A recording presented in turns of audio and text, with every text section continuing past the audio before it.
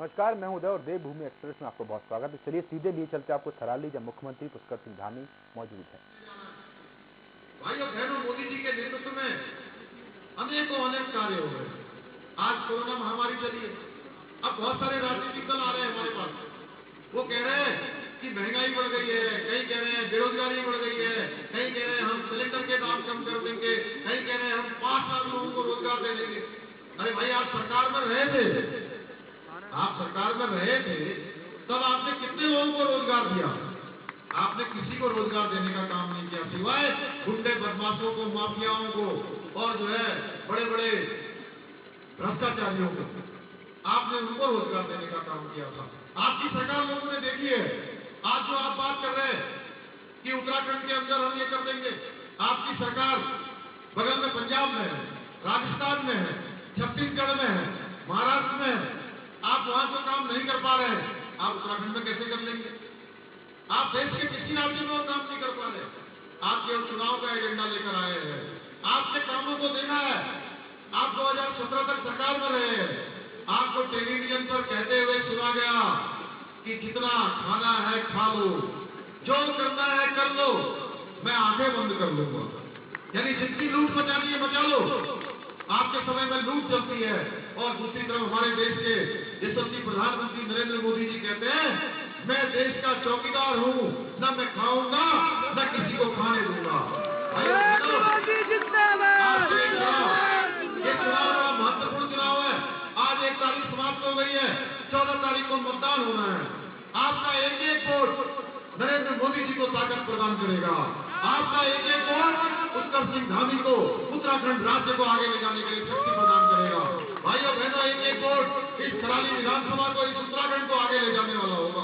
मैं आपसे अनुरोध करने आया हूं कि आज ये चुनाव काम करने वालों के बीच है, काम करने वाले और कारनामे करने वालों के बीच है, जिन्होंने काले कारनामे किए हैं। और एक तरफ मोदी जी के नेतृत्व में पिछले 5 सालों में, और मुझे जब से मुख्य सेवक की जिम्मेदारी मिली है, मैंने लगातार एक पल रुके बिना, एक क्षण रुके बिना मैंने लगातार काम किया। भाइयों बहनों, जितनी मेरी सामर्थ्य थी।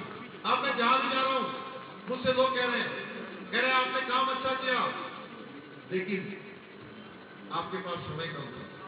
मैं आपसे भी कहना चाहता हूं, मेरे पास जितना भी समय था, मैंने कभी उसका रोना नहीं रोया। जो मैं कर सकता था, मैंने हर वर्ग के लिए फैसले लिए, हर क्षेत्र के लिए फैसले लिए।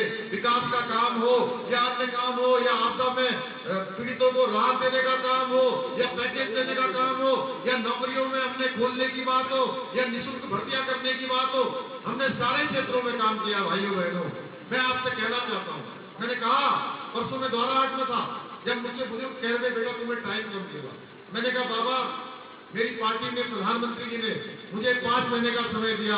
मैं आपके पास आ रहा हूं कि आप मुझे 5 साल दे दीजिए, हम उत्तराखंड को हिंदुस्तान का श्रेष्ठ राज्य बना देंगे।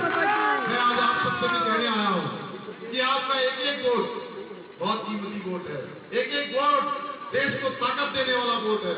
भाइयों बहनों, आज जो हमारे सामने दूसरी पार्टियां खड़ी हैं, उनकी आज कुर्सी कहीं दिखाई नहीं दे रही है, कहीं सत्ता आने की कोई उम्मीद भी नहीं है। दूर दूर तक कहीं झांकते भी दिखाई दे रहा है, धुंधला पड़ा हुआ है, आसमान में बादल लगे हुए, लेकिन लड़ाई पहले ही शुरू हो गई है। यानी गांव बसा नहीं है, भिखारी पहले आ गए। तो हाल आप देख रहे होंगे कितने प्रकार की वहां लड़ाई हो रही है। हमारे एक नेताजी है, वो मुख्यमंत्री रहे, पहले हरिद्वार में चुनाव लड़ना चाह रहे थे, वहां से टिकट ही नहीं दिया उनकी पार्टी ने। उसके बाद वो रामनगर चले गए और 2 दिन तक टिकट उनका हवा में घूमता रहा। फिर वहां से भी उनको टिकट देकर लालकुआ भेज दिया है। भाइयों बहनों, आप स्वयं अंदाजा लगा सकते हैं, जिस पार्टी में जो प्रचार समिति के अध्यक्ष हैं, उनका ये हाल है, तो आगे प्रदेश में क्या हाल होने वाला है, इसकी कल्पना आप स्वयं कर सकते हैं। मैं आज आप सब लोगों के बीच में कहना बहुत चाहता था, लेकिन मुझे पीछे से पर्ची आ गई है कि समय हो गया है, इसलिए मैं आप सबसे निवेदन करता हुआ कि 14 फरवरी को जब मतदान हो, तो कमल के फूल वाला बटन इतना दबाइए कि शाम तक वो बटन अंदर चला जाए, और जब 10 तारीख को उसका रिजल्ट आए, तो भाइयों बहनों, ईवीएम मशीन में से, मेरे नौजवान साथियों, ईवीएम मशीन में से केवल कमल ही कमल निकलने चाहिए, केवल कमल ही कमल निकलने चाहिए, क्योंकि जो लक्ष्मी जी हैं, लक्ष्मी जी न साइकिल में आती हैं, न हाथी में आती हैं, न झाड़ू में आती हैं, न ये हाथ के काले पंजे में आती हैं। लक्ष्मी जी किस में आती हैं? कमल में लक्ष्मी जी आएंगी और हमारे थराली विधानसभा को, उत्तराखंड को आगे बढ़ाएंगी, विकास का पहिया आगे बढ़ेगा, हम सब आगे बढ़ेंगे। इतना ही निवेदन करते हुए अपनी वाणी को विराम देता हूँ। बहुत बहुत धन्यवाद। जय हिंद, जय भारत, जय उत्तराखंड, भारत माता की, भारत माता की।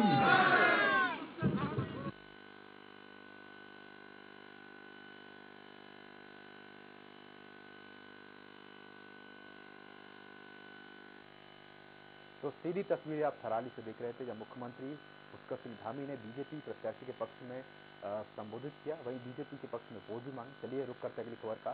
देहरादून में राज्यपाल लेफ्टिनेंट जनरल गुरमीत सिंह ने अपना जन्मदिन अनाथालय के 50 बच्चों के साथ राजभवन में मनाया। इस दौरान राज्यपाल ने बच्चों के साथ अनौपचारिक संवाद किया और उनका उत्साहवर्धन किया। उन्होंने बच्चों से परिश्रम और ईमानदारी के साथ बड़े लक्ष्य प्राप्त करने की बात कही और बच्चों को उज्जवल भविष्य की शुभकामनाएं दी।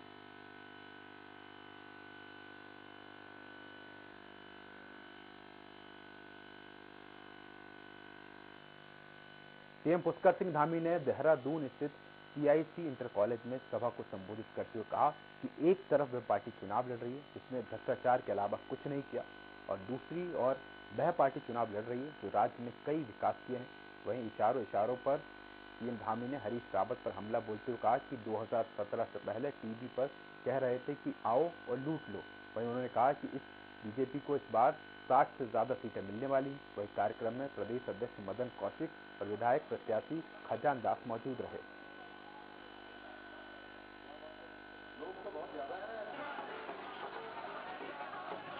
जिस प्रकार का लोगों का समर्थन है, पूरे प्रदेश की जनता नरेंद्र मोदी जी को आशीर्वाद दे रही है, हम लोगों को अपना समर्थन दे रही है और कहीं कोई संशय नहीं है, पूरी तरह से प्रचंड बहुमत की सरकार भारतीय जनता पार्टी की बनने जा रही है।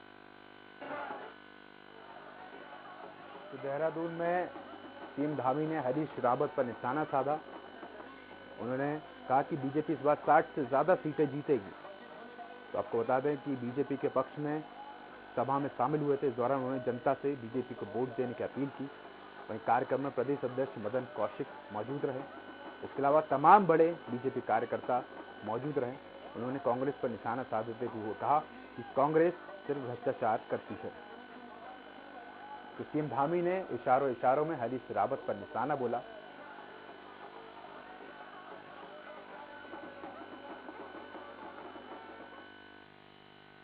भाजपा ने आज से उत्तराखंड में चुनाव प्रचार तेज कर दिया। 1 फरवरी से भाजपा के 3 स्टार प्रचारकों ने राज्य के कई विधानसभा में भाजपा प्रत्याशियों के लिए वोट मांगे और डोर टू डोर कैंपेन किया।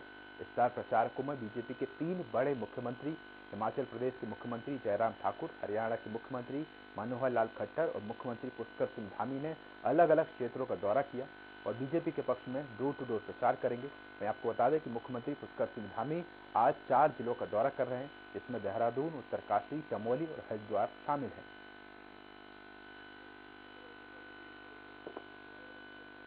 नामांकन की वापसी के बाद आज से पूरे प्रदेश के अंदर विधिवत रूप से प्रचार प्रारंभ हुआ है और उत्तराखंड भारतीय जनता पार्टी में 3 सीएम आज, हिमाचल के सीएम जयराम ठाकुर जी, हरियाणा के सीएम खट्टर जी और अपने सीएम आदरणीय पुष्कर सिंह धामी जी, ये तीनों एक मेगा कैंपेनिंग का शुभारंभ उत्तराखंड में करने जा रहे हैं।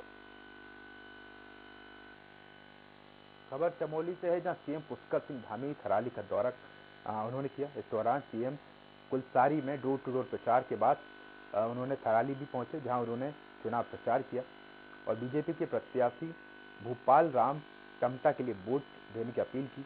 वहीं रामलीला मैदान में कार्यकर्ताओं के साथ चुनाव को लेकर संवाद किया। बता दें कि पार्टी कार्यकर्ताओं ने मुख्यमंत्री के दौरे को लेकर तैयारी पूरी कर ली है।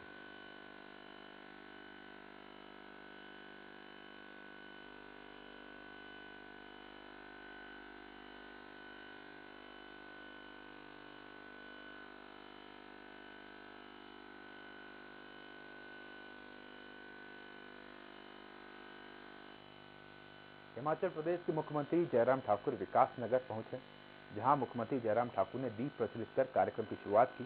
कार्यक्रम में भाजपा प्रत्याशी मुन्ना सिंह चौहान भी मौजूद रहे। बता दें कि जयराम ठाकुर चुनाव अभियान की शुरुआत विकास नगर से करेंगे, तो वहीं बीजेपी प्रत्याशी मुन्ना सिंह के पक्ष में डोर टू डोर प्रचार करेंगे और मतदाताओं से मुन्ना सिंह के पक्ष में वोट डालने की अपील करेंगे।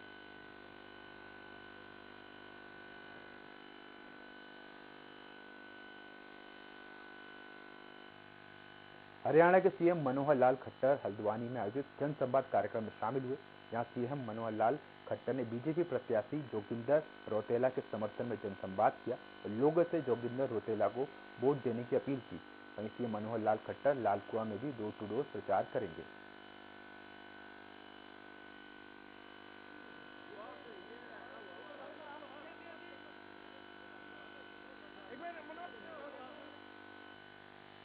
उत्तराखंड स्वाभिमान वर्चुअल रैली के माध्यम से राष्ट्रीय महासचिव प्रियंका गांधी उत्तराखंड की जनता से जुड़ेंगी। इसके अलावा वे कांग्रेस के चुनावी घोषणा पत्र को जारी करेंगी। कांग्रेस के प्रदेश प्रवक्ता डॉक्टर प्रतिमा सिंह ने कहा कि उत्तराखंड के लिए प्रियंका गांधी का दौरा बहुत महत्वपूर्ण होगा और उत्तराखंड की जनता उनके भाषण को सुनना चाहती है। उन्होंने कहा कि प्रियंका गांधी हमेशा जनता के हित की बात करती हैं।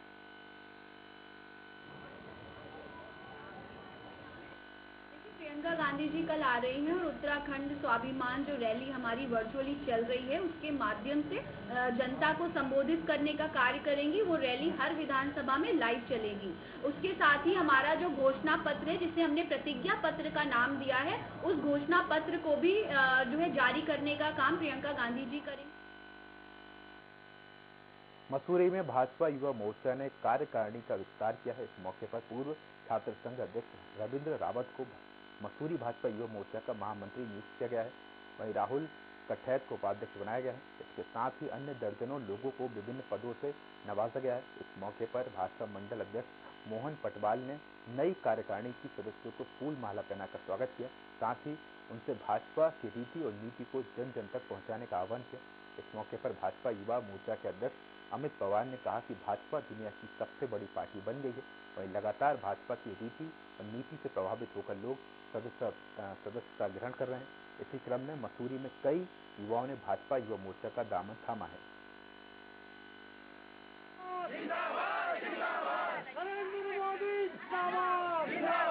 तो अभी हमारे पास एक पद खाली हुआ था जिसमें अभिलाष जी जो है महामंत्री पद से पदोन्नति होकर मंडल के शीर्ष नेतृत्व ने उन्हें मंडल की जिम्मेदारी दे दी थी। तो हमारे पास युवा मोर्चा में पद खाली था, तो हमने रविंद्र रावत रब्बू जी को महामंत्री के पद पर नियुक्त किया है। जी, पहले तो मुझे गर्व महसूस हो रहा है। मैं विश्व के सबसे बड़े संगठन भारतीय जनता पार्टी में शामिल हुआ।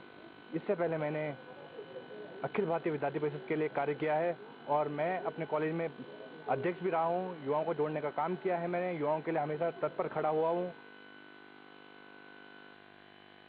पिथौरागढ़ के बैरीनाग में पूर्व कैबिनेट मंत्री विशन सिंह चुफाल ने बीजेपी कार्यकर्ताओं के साथ बैठक की, जहां उन्होंने बीजेपी द्वारा किए गए विकास कार्यों की जानकारी कार्यकर्ताओं को दी। जिसके बाद विशन सिंह चुफाल ने लोगों से बीजेपी प्रत्याशी फकीरा राम टमटा को वोट देने की अपील की। इस दौरान व्यापार मंडल के महासचिव हरीश बाफिला समेत कई लोगों ने बीजेपी की सदस्यता ली। वहीं विशन सिंह चुफाल ने कांग्रेस पर जमकर निशाना साधा। जो आज भारतीय जनता पार्टी का जो हमारा प्रत्याशी है यहाँ पर फकीरा, उनको टिकट मिलते ही यहाँ पर गुंगुलियाट क्षेत्र की जनता को बहुत उत्साहित है। विकासनगर पहुंचे हिमाचल प्रदेश के मुख्यमंत्री जयराम ठाकुर ने चुनावी जनसंवाद किया। मुख्यमंत्री जयराम ठाकुर ने बीजेपी प्रत्याशी मुन्ना सिंह चौहान के समर्थन में घर घर जाकर चुनाव प्रचार किया और जनता से बीजेपी प्रत्याशी को भारी मतों से विजय बनाने की अपील की। जयराम ठाकुर ने कहा कि उत्तराखंड में कुछ सालों में जो विकास हुआ है उसका श्रेय पीएम नरेंद्र मोदी को जाता है।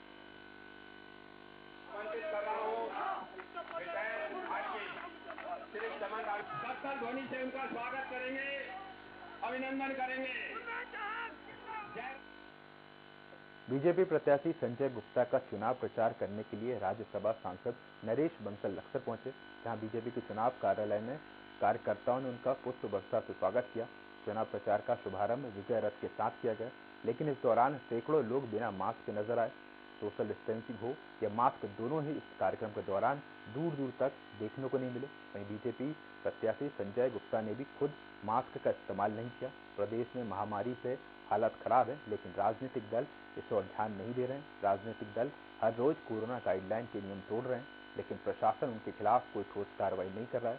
वहीं कार्यक्रम में आए नरेश बंसल ने कहा कि प्रदेश भर में बीजेपी को लोगों का अपार जन समर्थन मिल रहा है। बीजेपी की प्रदेश में किसी से कोई टक्कर नहीं है। बीजेपी ही सरकार प्रदेश में बनाएगी। 4/7 जनता के बीच में रहते हैं, जनता की सेवा करते हैं, सेवा से संगठन करते हैं, इसलिए जनता भी भरपूर आशीर्वाद और स्नेह भारतीय जनता पार्टी को देती है। पूरे प्रदेश में घूमकर मैं ये कह सकता हूँ कि भारतीय जनता पार्टी के साथ पूरा जनता का आशीर्वाद है। दिल्ली के कैबिनेट मंत्री सत्येंद्र जैन आम आदमी पार्टी के चुनावी अभियान को धार देने देहरादून पहुंच चुके हैं। उन्होंने कहा कि इस बार तो हम बहुमत में रहे हैं, अगली बार दिल्ली की तर्ज पर हम नहीं, हमारा काम सरकार बनाएगा। इस बार के चुनाव में 65 में से ज्यादा सीटें आएंगी। उन्होंने भाजपा और कांग्रेस को प्रदेश की बदहाल स्वास्थ्य व्यवस्थाओं के लिए जिम्मेदार बताया। सत्येंद्र जैन ने डोईवाला विधानसभा में डोर टू डोर जनसंपर्क किया और लोगों से आम आदमी पार्टी को एक और मौका देने की अपील की है। उन्होंने रायपुर विधानसभा प्रत्याशी नवीन त्रिशाली के लिए जनसंपर्क किया। धर्मपुर विधानसभा से प्रत्याशी योगेंद्र चौहान के उन्होंने घर घर जाकर पर्चे बांटे। कहने को तैयार नहीं था हमारी सरकार बनेगी। अगली बारी जब 70 में से 62 सीटें आई, 90% सीटें आई, तब भी कोई नहीं कह सकता था कि हमारी इतनी सारी सीटें आएंगी, क्योंकि हमारा वोटर साइलेंट वोटर है, जो शांतिपूर्वक वोट देता है और जो एक बारी वोट देता है। दुनिया के इतिहास में ऐसा एक बारी पहली बारी हुआ है कि दिल्ली में 90% सीटें आई।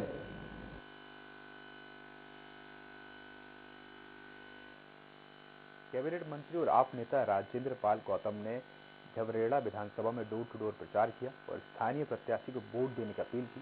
वहीं राजेंद्र पाल गौतम ने खानपुर विधानसभा में प्रेस वार्ता भी की। बता दें कि मंत्री राजेंद्र पाल उत्तराखंड में लगातार सक्रिय हैं।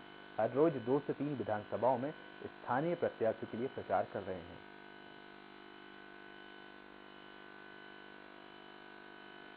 कांग्रेस और बीजेपी के मुकाबले में पैसे के मामले में कहीं नहीं टिकती। पैसा उनके पास बहुत है, वो पैसा पूरा खर्च करेंगे, चुनाव प्रचार में हमसे वो आगे दिखेंगे, लेकिन डोर टू डोर में घर घर तक अपनी बात को पहुंचाने में आम आदमी पार्टी का कोई मुकाबला नहीं है। और आप देखिएगा रिजल्ट में आपको नजर आएगा कि किस तरह एकदम जो साइलेंट वोटर है, किस तरह वो आम आदमी पार्टी को मजबूती देता है।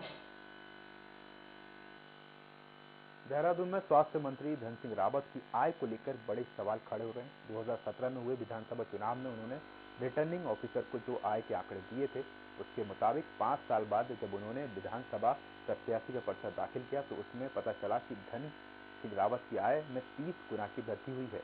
इसी को लेकर विपक्ष अब लगातार मंत्री धन सिंह रावत पर हमला बोल रहा है।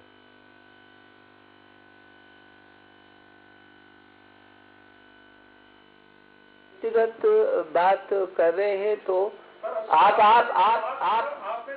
हाँ, स्वास्थ्य मंत्री ने बहुत काम किया है। आप स्वास्थ्य मंत्री ने दमदारी से काम किया है, उसके आंकड़े दिए मैंने आपके पास। और कोई विषय हो तो बताइए। आपको यदि मेरे आंकड़ों पर काम पर कोई विशेष है तो वो बताइए आप मुझे। देहरादून की कैंट सीट से उत्तराखंड क्रांति दल के प्रत्याशी अनिरुद्ध काला ने बीजेपी और कांग्रेस पर जमकर हमला बोला। अनिरुद्ध काला ने कहा कि कैंट विधानसभा क्षेत्र से बीजेपी ने परिवारवाद को बढ़ावा दिया और कांग्रेस ने ऐसे व्यक्ति को टिकट दिया है जो उत्तराखंड राज्य को बनाने में विरोध करते रहे हैं। उन्होंने कहा कि वे एक नवयुवा हैं। उन्होंने कहा कि विकास के लिए उनके पास बड़ा विजन है। उत्तराखंड क्रांति दल उत्तराखंड को बचाने के लिए चुनाव लड़ रही है।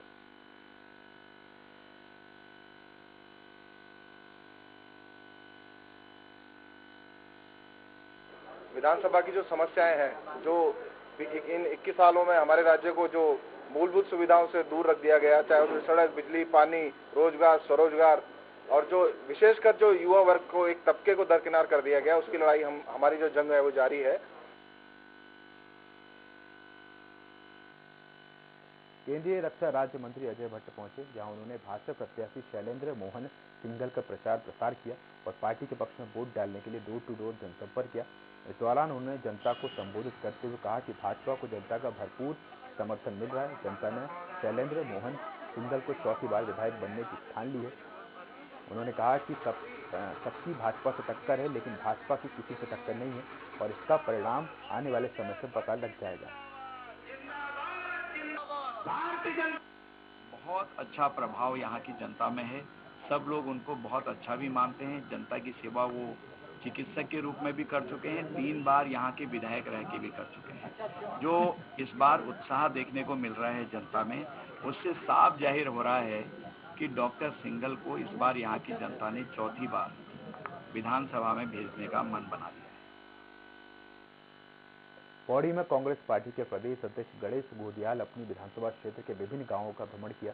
इस दौरान उन्होंने कहा कि धन सिंह रावत ने 5 साल में केवल राजस्व क्षेत्र में थाने चौकियां खोलने का काम किया है। साथ ही कहा कि प्रदेश में कांग्रेस की सरकार बनने के बाद जिस परिवार में कोई रोजगार नहीं है, उन सभी परिवारों के एक-एक सदस्य को सरकारी रोजगार में जोड़ने का काम किया जाएगा और स्वास्थ्य शिक्षा क्षेत्र में भी बेहतर काम किया जाएगा।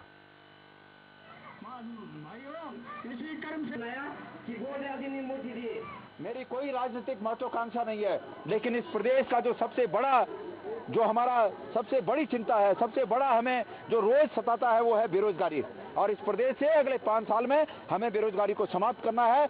गणेश गोदियाल ने अध्यक्ष के रूप में ऐलान किया है कि प्रत्येक वो घर, जो घर सरकारी सेवा में जिस घर का कोई व्यक्ति नहीं है, उस घर को हम सरकार द्वारा प्रायोजित रोजगार से नवाजेंगे और उनके इस दुख को हम दूर करेंगे। लालकुआं विधानसभा से चुनाव मैदान में उतरे पूर्व सीएम हरीश रावत के समर्थकों ने जीत का दावा किया है। हरीश चंद्र दुर्गापाल ने कहा कि कांग्रेस के विकास को लेकर लालकुआं ही नहीं पूरा प्रदेश है। हरीश चंद्र दुर्गापाल ने कहा कि कांग्रेस सरकार आने के बाद नई योजनाओं को लागू किया जाएगा और महिलाओं के लिए लाभकारी योजनाएं शुरू की जाएंगी। उन्होंने कहा कि जो काम बीजेपी में रुके हुए थे, उन्हें नए तरीके से शुरू किए जाएंगे और लोगों को रोजगार दिया जाएगा।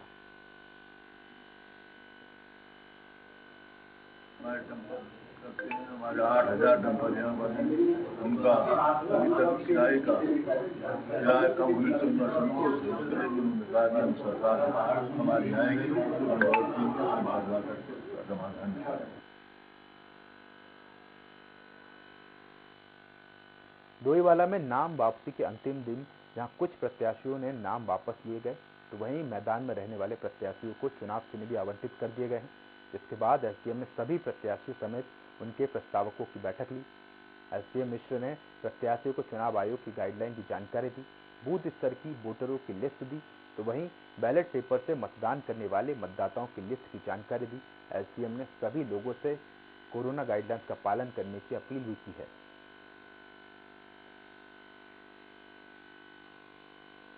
31 जनवरी को नाम वापसी के बाद चुनाव चिन्ह आवंटन, सिंबल अलॉटमेंट के साथ ही नॉमिनेशन की पूरी प्रक्रिया संपन्न हो गई है। हमारे कैंडिडेट फाइनल हो गए हैं, तो जितने कैंडिडेट फाइनल हुए हैं उन सभी की एक मीटिंग बुलाई। पौड़ी में जिला निर्वाचन अधिकारी की अध्यक्षता में ईवीएम मशीनों का दूसरा रैंडमाइजेशन पूरा किया गया, जहां जिला निर्वाचन अधिकारी ने सभी राजनीतिक दलों के प्रतिनिधियों को ईवीएम मशीनों की जानकारी दी। इस दौरान सभी विधानसभाओं के लिए क्रमवार रैंडमाइजेशन किया गया। साथ ही कोविड गाइडलाइन का पालन करने के निर्देश दिए गए। वहीं डेटा के आधार पर कार्मिकों को नियुक्ति आदेश जारी किया गया है।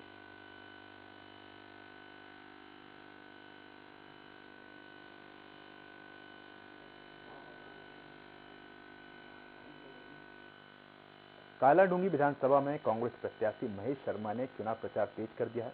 इसी दौरान उन्होंने गेवुआ, बेलपड़ाव, बेलपोखरा सहित कई स्थानों पर जनसभाओं के प्रचार अभियान चलाया। वहीं जनसभा के दौरान सैकड़ों कार्यकर्ताओं ने बीजेपी छोड़ कांग्रेस की सदस्यता ग्रहण की। वहीं महेश शर्मा ने बीजेपी पर हमला बोलते हुए कहा कि डबल इंजन की सरकार ने महंगाई चरम सीमा पर पहुंचा दी है, जिसके चलते आम जनता के जीना मुश्किल हो गया है। उन्होंने कहा कि देखिए, जनता में एक परिवर्तन की लहर है।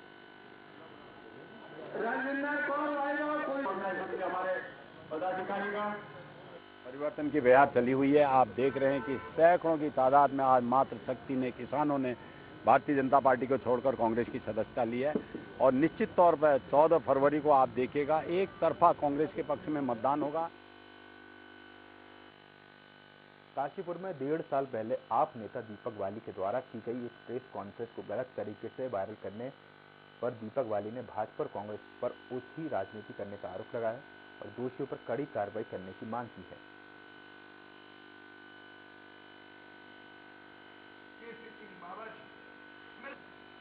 मैं कहा इन नेताओं को क्या है, जब चुनाव आते हैं तो ये भाजपा और कांग्रेस के विधायक प्रत्याशी बस जनता के बीच में जिला बनाने की बात करने लगते हैं, क्योंकि इन्हें भी पता है कि बनाना तो है नहीं, बनना तो है नहीं, कह दो कहने में क्या जाता है, बनाना कौन सा है। तो इन्होंने आगे का हिस्सा काट कर ये पिछला हिस्सा चला दिया, मेरे शब्दों को इस तरीके से रख दिया। उत्तराखंड में विधानसभा चुनाव निष्पक्ष और शांतिपूर्ण संपन्न कराने को लेकर प्रशासन अलर्ट पर है। रुद्रपुर में चुनाव आयोग के अधिकारियों ने एमसीएमसी कक्ष सी विजिल कंट्रोल रूम का निरीक्षण किया और संबंधित नोडल अधिकारी को दिशा निर्देश दिए। अधिकारियों ने निरीक्षण करते हुए कहा कि सोशल मीडिया के माध्यम से प्रचारित होने वाले कंटेंट पर विशेष ध्यान दें और आदर्श आचार संहिता के उल्लंघन के मामलों पर तुरंत कार्रवाई करें। समाचार चैनलों की मॉनिटरिंग करते हुए पेड न्यूज पर ध्यान दें ताकि इस व्यय को प्रत्याशी के खाते में जोड़ा जा सके।